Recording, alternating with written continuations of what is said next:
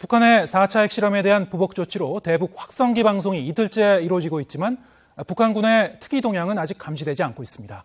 이런 가운데 북한이 잠수함 발사 탄도미사일의 수중 사출 시험 기술을 일부 개선한 것으로 나타났습니다. 군 당국은 이르면 3, 4년 안에 SLBM이 실전 배치될 수 있다고 밝혔습니다. 국방부에 나가 있는 중계차 연결하겠습니다. 권민석 기자. 네, 국방부입니다. 네, 먼저 북한이 어젯밤에 공개했던 SLBM 발사 시험 영상부터 살펴보죠. 이 영상 일부가 조작은 됐지만 일부 기술 진전이 이루어진 것으로 평가가 됐죠?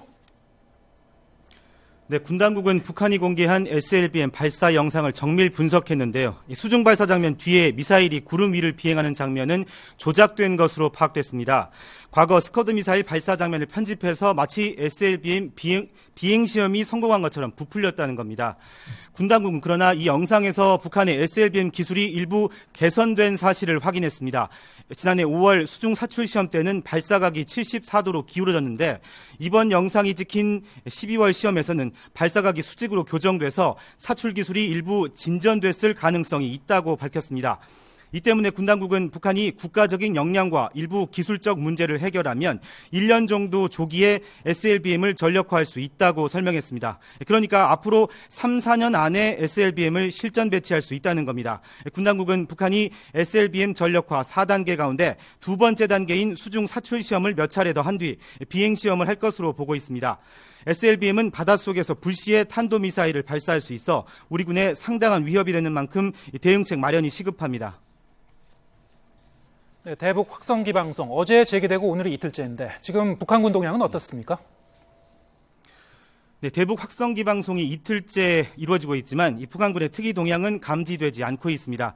군 관계자는 핵실험 이후 북한군이 전방 지역 경계 감시 태세를 강화한 상태에서 도발적인 행동은 보이지 않고 있다고 전했습니다.